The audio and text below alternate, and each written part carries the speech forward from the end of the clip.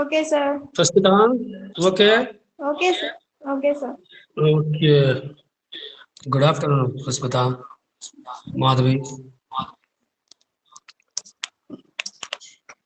ఈరోజు మనము భారత రాజకీయ ప్రక్రియలో భాగంగా పార్టీ సిస్టమ్ ఇన్ ఇండియా, భారతదేశంలో పార్టీ వ్యవస్థ గురించి మనం ఈరోజు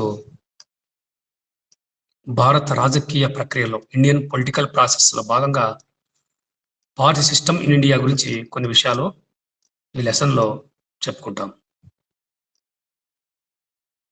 ఒక రకమైన రాజకీయ అభిప్రాయాలు పంచుకుంటూ రాజ్యాంగం యొక్క పద్ధతుల ద్వారా, రాజ్యాంగం యొక్క విధానాల ద్వారా స్వాతంత్రం పొందిన రాజ్యాలలో రాజకీయ అధికారాన్ని సాధించడానికి కృషి చేసే వ్యక్తుల స్వచ్ఛంద సంస్థలను రాజకీయ పార్టీలుగా పేర్కొనవచ్చు.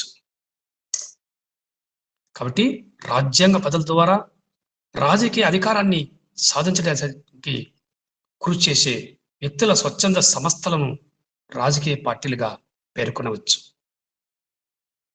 కాబట్టి జాతీయ ప్రయోజనాలు పెంపొందించడానికి రాజకీయ పార్టీలు ఏంటంటే పనిచేస్తాయి.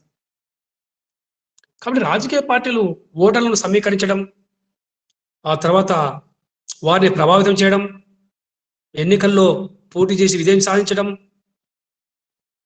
అదేవిధంగా ప్రభుత్వాన్ని ఏర్పాటు చేయడం మొదలుగా అనేక విధులు కూడా రాజకీయ పార్టీలు అవి అమలుకు కృషి చేస్తాయని చెప్పి చెప్పవచ్చు.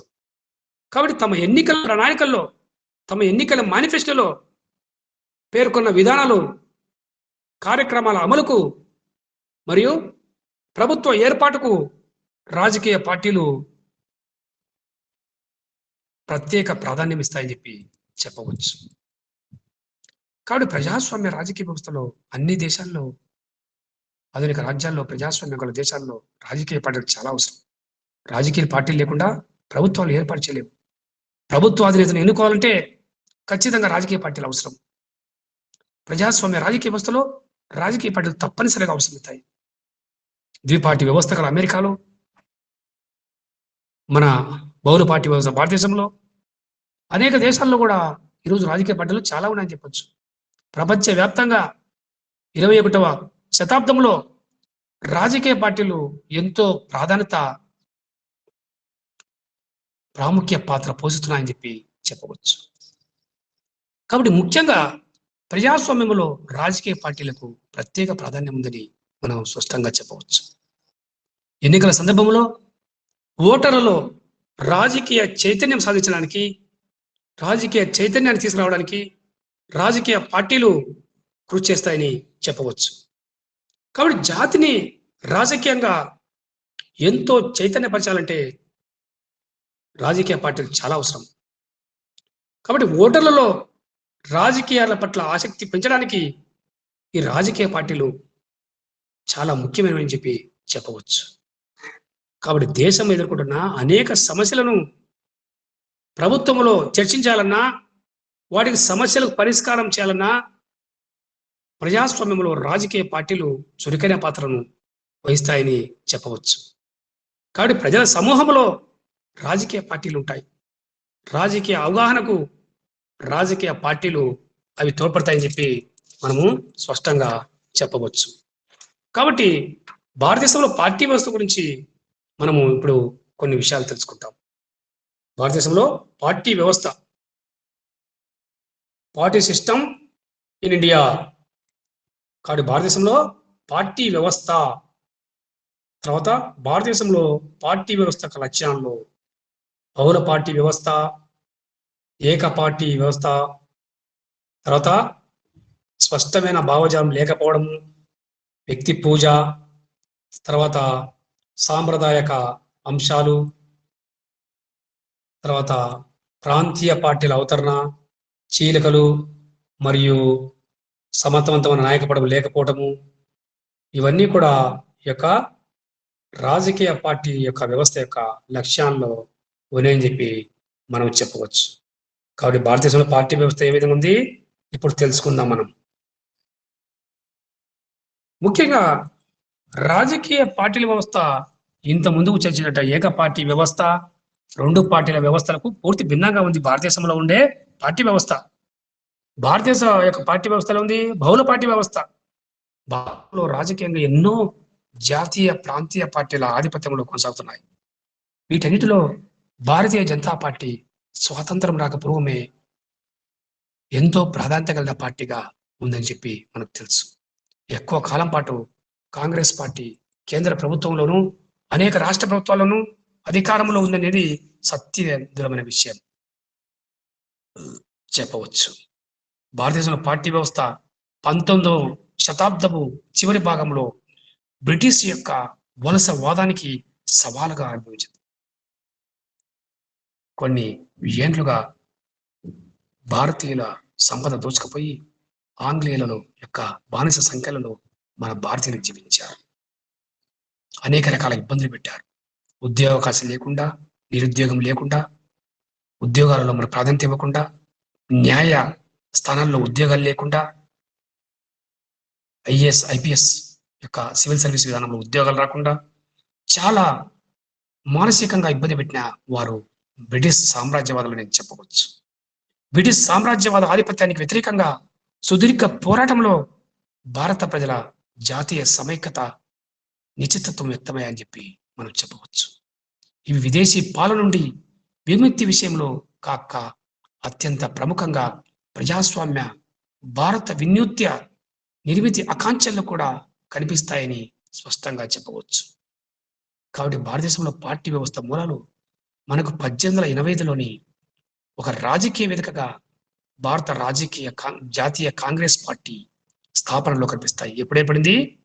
1885లో జాతీయ కాంగ్రెస్ పార్టీ ఏర్పడింది. 1885 స్వాతంత్రం రాక పూర్వం ఏర్పడింది. తర్వాత దాదాపు 6 దశాబ్దాల పాటు 1885 నుండి 1947 స్వాతంత్రం వచ్చే వరకు బ్రిటిష్ పాలన నీడలో బ్రిటిష్ పాలన వ్యవస్థను నిరంకుశంగా వారిని వ్యతిరేకించి ఆ పోరాటంలో పాల్గొనే పార్టీ జాతీయ కాంగ్రెస్ పార్టీ. భారతీయ పార్టీ వ్యవస్థ పురోగతి పాత్ర వలసవాద విధానమైన విభజించు, డివైడ్ అండ్ రూల్ ప్రభావంతో అనేక సిద్ధాంతాలతో ముందుకు సాగిందని చెప్పవచ్చు. కుల మత ప్రాతినిధ్యంగా, నియోజకవర్గాల ఫలితంగా, మతతత్వ పార్టీలతో సమూహాల ఏర్పాటుకు దారిస్తుందని చెప్పి మనం చెప్పవచ్చు. ముస్లిం లీగ్, హిందూ మహాసభ, అకాలీదళ్ తదితర మతాధిక పార్టీలు ఏర్పడ్డాయి. స్వాతంత్రం వచ్చిన తర్వాత ఈ పార్టీలు అలాగే ఉండిపోయాయి. రాజకీయంగా, మతపూరితంగా, కులపూరితంగా మారడంతో జాతీయ సమైక్యతకు పెద్ద అవరోధంగా మారడం జరిగింది మతతత్వ పార్టీలు అని చెప్పవచ్చు. దేశ సమగ్రతకు, వలసవాదానికి వ్యతిరేకంగా ఏర్పడిన సమగ్రతకు ఇవి వ్యతిరేకంగా రావడం జరిగింది. భారతదేశ జాతీయ సమైక్యత, సమగ్రతకు సవాలుగా ఇవి ఏర్పడ్డాయి. మతత్వవాదం అని చెప్పి చెప్పవచ్చు. ప్రజల కులాల వారిగా విడిపోయారు, మతాల వారిగా విడిపోయారు. భారతదేశంలో లౌకికవాద పార్టీ వ్యవస్థ అభివృద్ధికి అనేక శక్తులు అడ్డుకున్నాయి. భారతదేశం లౌకిక రాజ్యం అని చెప్పారు. ఎన్ని శక్తులు వచ్చినా భారతదేశం లౌకిక రాజ్యంగా కొనసాగుతూ ఉంది. అన్ని మతాలను గౌరవిస్తుంది. మన రాజ్యాంగంలో పెట్టడం జరిగింది. అన్ని కులాల వారికి, హిందువులు, ముస్లింలు, అల్పసంఖ్యాక వర్గాల, మైనార్టీ వాళ్ళకి, అన్ని కులాల వారికి సమాన అవకాశాలు కల్పించడం రాజ్యాంగం యొక్క, మన భారతదేశ రాజ్యాంగం కల్పించని చెప్పవచ్చు. కాబట్టి లౌకికవాద పార్టీ వ్యవస్థ అభివృద్ధిని అడ్డుకోవడానికి దోహదపడింది చెప్పవచ్చు. అందువల్ల భారతదేశ స్వాతంత్రం వచ్చినప్పుడు భారత రాజకీయ పార్టీల వ్యవస్థ చిన్నాభిన్నం కావడం జరిగింది. కాబట్టి ప్రజాస్వామ్య రాజ్యాంగం ఇచ్చిన తర్వాత 1947 స్వాతంత్రం వచ్చే 3 సంవత్సరాల తర్వాత 1950లో మనకు స్వాతంత్రం తర్వాత 3 సంవత్సరాల రాజ్యాంగం వచ్చింది. 1950లో రాజ్యాంగం ఏర్పడిన తర్వాత మనకు మొట్టమొదటి యొక్క నూతన వైవిధ్య పార్టీల వ్యవస్థ ఫలితంగా వయసున ఓటింగ్ ఆధారంగా భారతదేశంలో మొట్టమొదటి సాధారణ ఎన్నికలు ఎప్పుడు వచ్చాయి? 1952లో వచ్చాయి. కానీ స్వాతంత్రం తర్వాత కాంగ్రెస్ పార్టీ ఒక స్వతంత్ర సమాఖ్య రాజకీయ పార్టీ, అధికార పార్టీగా ఏర్పడింది. జాతీయోద్యమ విజయ సారథిగా జాతీయ కాంగ్రెస్ పార్టీ భారత రాజకీయ వ్యవస్థలో ఒక ఆధిపత్య ఒక అధికార పార్టీగా రావడం జరిగిందని చెప్పి మనకు చెప్పవచ్చు. కాబట్టి భారతదేశంలో రాజకీయాలు అనేక జాతీయ ప్రాంతీయ పార్టీల ఆధీనంలో కొనసాగుతున్నాయి మనం స్పష్టంగా చెప్పవచ్చు. వీళ్ళు జాతీయ కాంగ్రెస్ పార్టీ అత్యంత ఆధిపత్యం కలిగిన పార్టీగా మనం చెప్పవచ్చు. స్వాతంత్రం వచ్చిన తర్వాత మొట్టమొదటి అధికారం చేపట్టిన పార్టీ జాతీయ కాంగ్రెస్ పార్టీ. అయితే దాదాపు 30 సంవత్సరంలో ఎటువంటి ప్రతిపక్షం లేకుండా ఏక ఛత్రాధిపత్యంగా జాతీయ కాంగ్రెస్ పార్టీ పరిపాలన సాగించింది. అయితే ప్రజలు అసంతృప్తికి గురయ్యారు. యువకులు పరిపాలన లేకపోవడం, వయోవృద్ధులు ఉండడం, వారి మాటలే వేదవాక కావడంతో ప్రజలు అసంతృప్తికి గురై ఒక ప్రత్యామ్నాయ పార్టీ కోసం ఎదురు చూశారు. 1977లో సాధారణ ఎన్నికలు వచ్చాయి. ప్రతిపక్ష పార్టీల కలయికతో జనతా పార్టీ చేతిలో కాంగ్రెస్ పార్టీ ఓటమి పాలైంది. అనంతరం మళ్ళీ 1980లో సాధారణ ఎన్నికలు జరిగాయి. కాంగ్రెస్ పార్టీ విజయం సాధించి 1989 వరకు అధికారంలో కొనసాగింది. కాబట్టి సంకీర్ణ ప్రభుత్వ మొట్టమొదటి కాంగ్రెస్ ప్రభుత్వం 1977లో రావడంతో ఈ విధంగా కాంగ్రెస్ పార్టీ ఓడగొడడం జరిగింది. తర్వాత మరలా 1980లో విజయం సాధించి 89 వరకు ఉంది. 1929 ఎన్నికల్లో కాంగ్రెస్ ఆధిపత్య ధోరణిలో మార్పు రావడం జరిగింది. కాంగ్రెస్ పార్టీ ఎన్నికల్లో అతిపెద్ద పార్టీగా వచ్చినా కానీ ప్రాంతీయ పార్టీలు ఆ యొక్క భాగస్వామ్యం కావడంతో ప్రభుత్వం ఏర్పాటుకు ఇతర మద్దతు కూడలేకపోయింది. భారతీయ జనతా పార్టీ వామపక్ష కూటముల మద్దతుతో నేషనల్ ఫ్రంట్ ప్రభుత్వం అధికారంలోకి వచ్చింది. విపి సింగ్ ప్రైమ్ మినిస్టర్గా ప్రధానమంత్రిగా ప్రమాణ స్వీకారంతో అధికారం చెప్పడం జరిగింది. ఇది ఒక నూతన ప్రయోగమైనప్పటికీ కొద్ది కాలం కంటే ఎక్కువ రోజులు కొనసాగలేకపోయాయి సంకీర్ణ ప్రభుత్వ యుగమని మనం చెప్పవచ్చు. ప్రాంతీయ పార్టీల మద్దతు, ఈ కుమ్ములాటలు, తర్వాత మాకు మంత్రివర్గంలో ప్రాధాన్యత ఇవ్వాలని, మా ప్రాంతానికి ఎక్కువ యొక్క నిధులు ఇవ్వాలని చెప్పి, మాకు డిప్యూటీ ప్రైమ్ మినిస్టర్ పదవి కావాలని రకరకాల యొక్క అంశాలతో ఆ యొక్క మద్దతు పొందలేకడం, నీ యొక్క ప్రభుత్వాలు సంకీర్ణ ప్రభుత్వాలు స్థిరంగా లేకపోవడం కారణం చెప్పవచ్చు. 1997 సాధారణ ఎన్నికలు జరిగాయి. మళ్ళీ కాంగ్రెస్ పార్టీ కొన్ని ఇతర జాతీయ పార్టీలు, ప్రాంతీయ పార్టీల కూటమితో ప్రభుత్వాన్ని స్థాపించింది. ఇలా 11వ లోక్సభ ఎన్నికల్లో, 15 లోక్సభ ఎన్నికల్లో ఇట్లా రకరకాల కేంద్ర ప్రభుత్వం పార్టీల సంకీర్ణ నాయకత్వంలో కేంద్ర ప్రభుత్వం ఏర్పడుతూ వచ్చింది. అప్పటి నుండి భారత రాజకీయ వ్యవస్థలో సంకీర్ణ ప్రభుత్వాల యుగం ప్రారంభమైందని చెప్పవచ్చు. ఈ రోజు వరకు ఇదే వ్యవస్థ ఉంది. సంకీర్ణ ప్రభుత్వాలు కొనసాగుతూ ఉన్నాయని చెప్పవచ్చు. NDA National Democratic Alliance, UPA United Progressive Alliance, National Democratic Alliance NDA, Bharatiya Janata party కూటమి. ప్రస్తుతము కొన్ని రాజకీయ పార్టీల సంకీర్ణంగా మన భారతదేశంలో భారతీయ జనతా పార్టీ సంకీర్ణ ప్రభుత్వం కొనసాగుతుందని చెప్పవచ్చు. లోక్సభలో వివిధ రాజకీయ పార్టీలను గత కొన్ని సంవత్సరాలకు పరిశీలిస్తే భారతదేశంలో బహుళ పార్టీ వ్యవస్థ ఉన్నట్లుగాను, వేరే వైపు కాంగ్రెస్ పార్టీ ఆధిపత్య స్థితి ఉన్నట్టుగాను మనం స్పష్టంగా చెప్పవచ్చు. ఈ విధంగా భారత రాజకీయాల్లో జాతీయ కాంగ్రెస్ పార్టీ మొట్టమొదటి ప్రాధాన్యత పొందింది. ఆ తర్వాత బలమైన ప్రతిపక్షం లేకపోవడంతో 30 సంవత్సరాలు ఈ యొక్క నిరంకుశంగా పాలించిందని చెప్పవచ్చు. సరైన ఈ యొక్క ప్రణాళికల పంచవర్ష ఈ యొక్క ప్రణాళికలు అమలుపరచలేకపోవడం, నిరుద్యోగం పెరిగిపోవడం, పేదరికము స్వాతంత్రం వచ్చిన తర్వాత అలాగే ఉండిపోవడం, ఇలాంటి సమస్యలు ఎన్నో జాతీయ కాంగ్రెస్ పార్టీ సమస్యలు పరిష్కారం చేయలేకపోతుందని చెప్పి స్పష్టంగా చెప్పవచ్చు.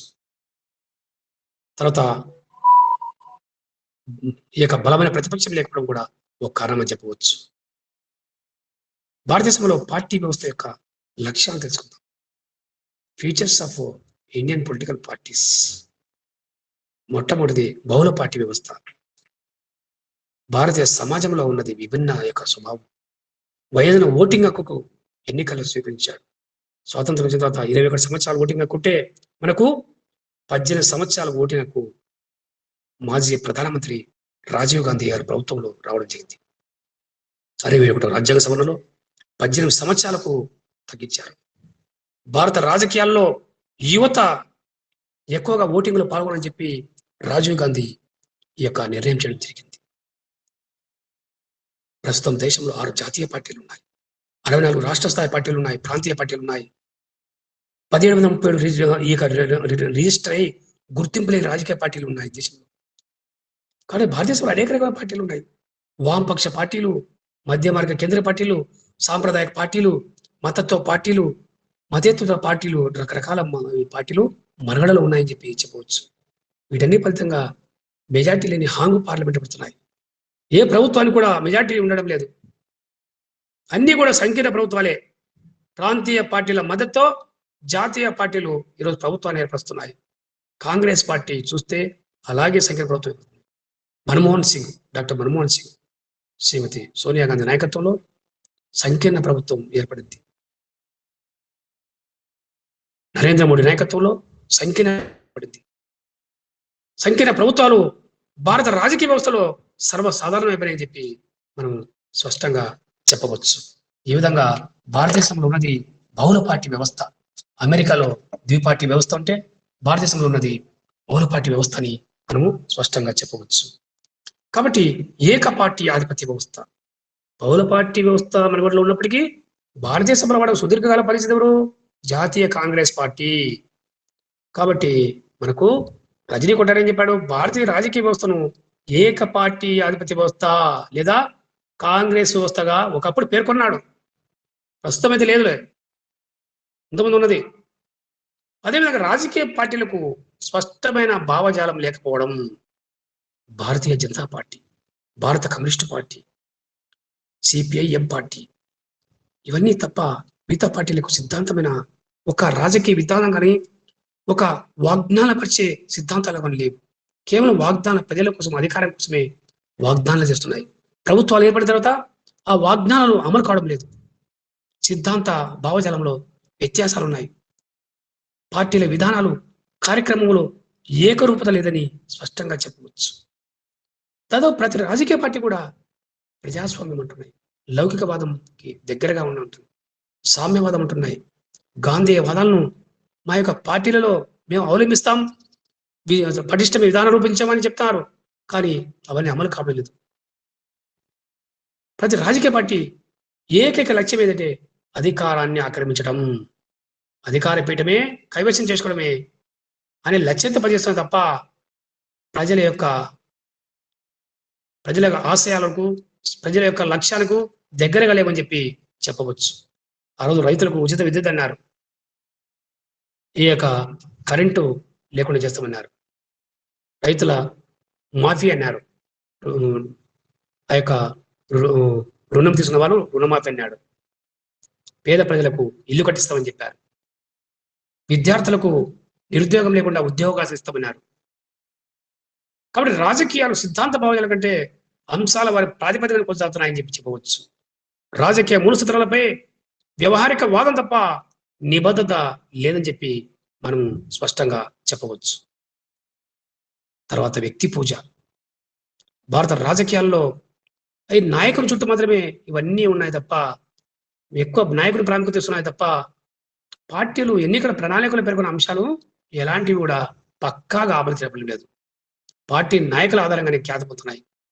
కాంగ్రెస్ పార్టీ ఖ్యాతి విధంగా సోనియా గాంధీ, నెహ్రూ, ఇందిరాగాంధీ ఇవన్నీ కూడా నాయకుల గురించి వ్యక్తిపో చెప్తారు.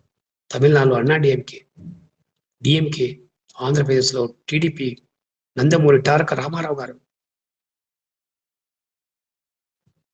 ఈ తమిళనాడులో ఎంజి రామచంద్రన్, ఇలా గుర్తింపు పొందిన గొప్ప నాయకుల చుట్టే రాజకీయ పార్టీలు వ్యవస్థీకృతమని చెప్పి మనం చెప్పవచ్చు. తర్వాత తమిళనాడులో ఎంజి రామచంద్రన్, తర్వాత కుమారి జయలలిత పార్టీ అధినాయకులుగా ఖ్యాతి పొందింది. అమ్మ అనే పేరుతో తమిళనాడు రాజకీయాల్లో కుమారి జయలలిత అన్నా డిఎంకేలో విశేష ప్రాధాన్యం పొందిందని చెప్పి మనం చెప్పవచ్చు. అమ్మను పెట్టుకుని పూజించిన వారు ఉన్నారు. తర్వాత ఆంధ్రప్రదేశ్లో డాక్టర్ వైఎస్ రాజశేఖర రెడ్డి గారి యొక్క నాయకుని సమర్థ లక్షణాలు, ఇలా వ్యక్తి పూజ సిద్ధాంతాలతో రాజకీయ పార్టీలు ఎక్కువగా వ్యవస్థీకృతమని చెప్పి చెప్పవచ్చు. తర్వాత సాంప్రదాయక అంశాలు. పాశ్చాత్య దేశాల్లో రాజకీయ, ఆర్థిక కార్యక్రమం ఆధారంగా రాజకీయ పార్టీలు ఏర్పడ్డాయి అని చెప్పవచ్చు. దీనికి భిన్నంగా మన భారతదేశంలో అనేక పార్టీలు మతం వర్గంగా పార్టీలు పడ్డాయి. కులంతో కొన్ని పార్టీలు ఏర్పడ్డాయి. భాష, సంస్కృతి, తెగలు తదితరగా పార్టీలు ఏర్పడ్డాయి. ఉదాహరణకు మహారాష్ట్రలో శివసేన, ఉద్ధవ్ ఠాక్రే, ముస్లిం league Punjab, Hindu Mahasabha, Akali Dal Punjab, Bahujan Samaj party BSP, schedule కులాలు, షెడ్యూల్ తెగలు, గోర్ఖాల్యాండ్ ఒక తెగ కోసం ఈ పార్టీ ఏర్పరిచారు. కాబట్టి చాలా రాజకీయ పార్టీలు తమ కుల, మత, వర్గ ప్రయోజనాలకు పెంపొంచడానికి కృషి చేస్తున్నాయని చెప్పి చెప్పవచ్చు. దీనివల్ల విస్తృత ప్రజా ప్రయోజనాలు దెబ్బతిన్నాయని చెప్పి చెప్పవచ్చు. కాబట్టి ఈ పార్టీలకు కేవలము తమ ప్రాంతం కోసమో, తమ వర్గం కోసమో, తమ భాష కోసమో, తమ స్వార్థ రాజకీయ అధికారం కోసమే తప్ప ఇవి ప్రజల యొక్క ఆశయాలను, ఆకాంక్షలకు ఈ పార్టీలు లేవని చెప్పవచ్చు. ఈ విధంగా స్పష్టమైన భావజాలం లేవడం, ఈ విధంగా సాంప్రదాయక అంశాలు లేకపోవడంతో చాలా రాజకీయ పార్టీలు దారుణంగా ఈ విధంగా తమ ప్రాముఖ్యత కోల్పోయాయని చెప్పి మనం చెప్పవచ్చు. కాబట్టి ప్రాంతీయ పార్టీలు మనుగడ ఇంకా కొనసాగుతూనే ఉంది భారతదేశంలో అని చెప్పి చెప్పవచ్చు. పశ్చిమ బెంగాల్లో మమతా బెనర్జీ ఈ యొక్క తృణమూల్ కాంగ్రెస్ పశ్చిమ బెంగాల్ను ఏకధాటిగా సిపిఐఎం పార్టీ దాదాపు 20 సంవత్సరాలు ఏకధాటిగా పరిపాలించని చెప్పవచ్చు. ఆ తర్వాత ప్రజలు విసిగి వేసారి కమ్యూనిస్టు ప్రభుత్వాన్ని ఓటమి చేసి ఈ యొక్క మమతా బెనర్జీని ముఖ్యమంత్రిగా ఉంచారు. భారత జాతీయ కాంగ్రెస్ పార్టీలో ఒక ముఖ్య నాయకుడు ఉండి మమతా బెనర్జీ బయటకు వచ్చి ఇలా ఒక ప్రాంతీయ పార్టీని పెట్టింది మమతా బెనర్జీ అని చెప్పవచ్చు. మహారాష్ట్రలో శరద్ పవార్ జాతీయ కాంగ్రెస్ పార్టీలో ఒక సీనియర్ నాయకుడైన శరద్ పవార్ ఒక పార్టీ మహారాష్ట్రలో పెట్టాడు. నేషనలిస్ట్ కాంగ్రెస్ పార్టీ అని స్పష్టంగా చెప్పవచ్చు. ఇలా ప్రాంతీయ పార్టీల అవతరణకు భారతదేశంలో రాను రాను ప్రాంతీయ పార్టీల మనుగడ కొనసాగడానికి అవకాశం రావడం జరిగింది. భారతీయ రాజకీయ వ్యవస్థ మరొక లక్షణంగా పెద్ద సంఖ్యలో ప్రాంతీయ పార్టీలు వాటి పాత్ర పెడుతూ ఉంటాం. అనేక రాష్ట్రాల్లో ప్రాంతీయ పార్టీలు అధికారిక పార్టీలుగా ఉన్నాయని చెప్పవచ్చు.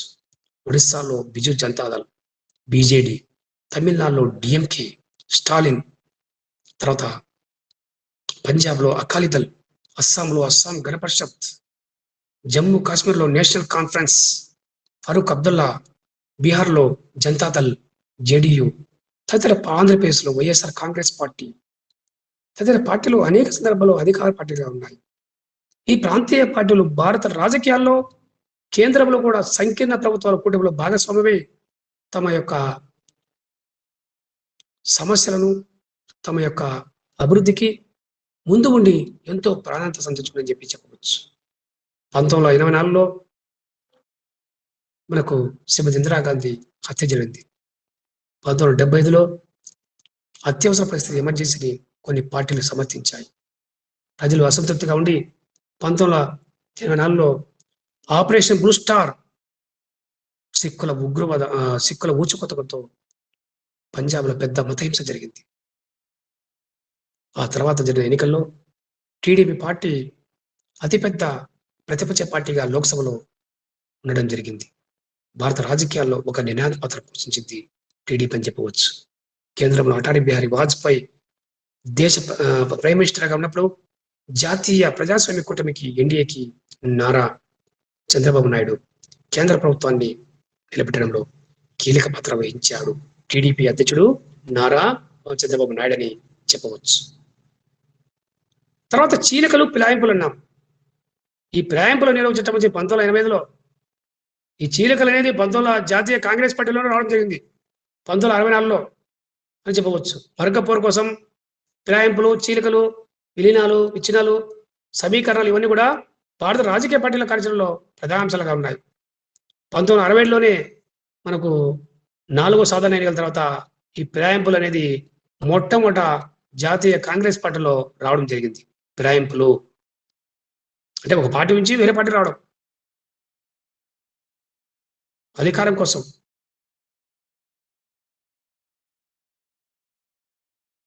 ఈ యొక్క పదవుల కోసం ఫిరాయింపులు రావడం జరిగింది. ఫలితంగా పార్టీలు ముక్కలిక్కలుగా కావడం మొదలైంది. ప్రతి పార్టీలో చిలుకలు ఉన్నాయి. జనతాదళ పార్టీలో చిలుకలు ఉన్నాయి, టీడీపీ పార్టీలో ఉన్నాయి, తర్వాత కాంగ్రెస్ పార్టీలో, వైఎస్ఆర్ కాంగ్రెస్ పార్టీలో, డిఎంకే, అన్నా డిఎంకే, తర్వాత కమ్యూనిస్ట్ పార్టీలు, అకాలీదళ పార్టీలు, ముస్లిం లీగ్ పార్టీలు, ఇలా ఎన్నెన్నో పార్టీలో చాలా చిలుకలు ఉన్నాయి. మా కార్యకర్తలకు పదవులు కావాలి. ఇట్లా రకరకాలుగా ఈ యొక్క పదవుల కోసం, అధికారం కోసం, స్వార్థం కోసం పార్టీ ఫిరాయింపులు రాజకీయ పార్టీల్లో ఎమ్మెల్యేలు, ఎంపీలు ఇలాగే చేస్తున్నారు. తర్వాత సమర్థవంతమైన ప్రతిపక్షం లేకపోవడం. భారతదేశం యొక్క రాజకీయ పార్టీ లక్ష్యాల్లో సమర్థవంత ప్రతిపక్షం లేదు. స్వాతంత్రం వచ్చి తర్వాత మొట్టమొదటి సాధారణ ఎన్నికల్లో జాతీయ కాంగ్రెస్ పార్టీ మొట్టమొదట అధికారం చెప్పలేదు. దాదాపు 30 సంవత్సరాలు పాలించిన జాతీయ కాంగ్రెస్ పార్టీ పాలిస్తే 77 వరకు ఎలాంటి ప్రతిపక్ష వ్యవస్థ లేకపోవడం పెద్ద అవరోధం అని చెప్పవచ్చు. సమర్థమైన ప్రతిపక్షం అవసరం. ప్రజాస్వామ్యము, పార్లమెంటరీ ప్రజాస్వామ్యం విజయవంతంగా కొనసాగాలంటే సమర్థవంత ప్రతిపక్షం ఎంతో అవసరం. ఎందుకంటే అధికార పార్టీ వైఫల్యాలను, ఈ యొక్క ప్రజల సమస్యలను లోక్సభలో ప్రత్యక్ష సమయంలో కోద తీర్మానాల్లో ప్రస్తావిస్తారు. ప్రభుత్వ ఏర్పాటులో ఇట్లా ఈ విధంగా ప్రతిపక్షం చాలా అవసరం చెప్పవచ్చు. 63 సంవత్సరాల రాజకీయ చరిత్ర చూస్తే కొన్ని సందర్భాలు తప్ప ఎప్పుడు కూడా సమర్థవంతమైన, పటిష్టవంతమైన, వ్యవస్థీకృతమైన జాతీయ స్థాయిలో ప్రతిపక్షము మనుగడ సాధించలేకపోయిందని చెప్పవచ్చు. ఇంతవరకు బలమైన ప్రతిపక్షము కేంద్ర ప్రభుత్వంలో లేదని చెప్పవచ్చు. కాబట్టి ప్రతిపక్ష పార్టీల మధ్య సమైక్యత కరువైంది. వారి మధ్య అంతర్గత అభిప్రాయాలు, ప్రాంతీయ భేదాలు, వర్గ భేదాలు రావడంతో ఈ యొక్క ప్రతిపక్షం భారత రాజకీయ లక్ష్యాల్లో ఈ యొక్క ప్రతిపక్ష పాత్ర చాలా తక్కువ ఉందని చెప్పవచ్చు. ఈ పార్టీలు అధికార పార్టీ విషయాల్లో పరస్పర వ్యతిరేక ధోరణులు కనబరుస్తూ ఉన్నాయని మనము స్పష్టంగా చెప్పవచ్చు.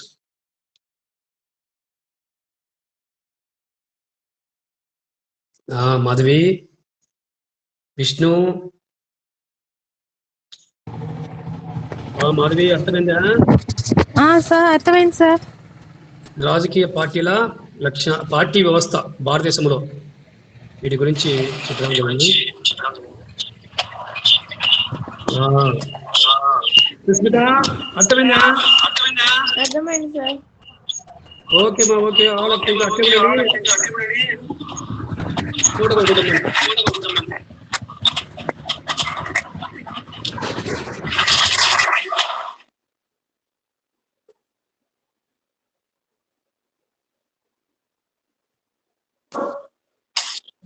ఫోటో ఆన్ చేయండి విష్ణు.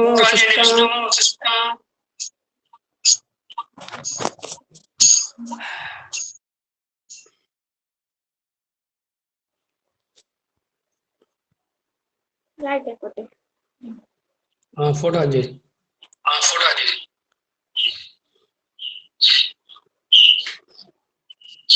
ఓకే ఓకే మాకే.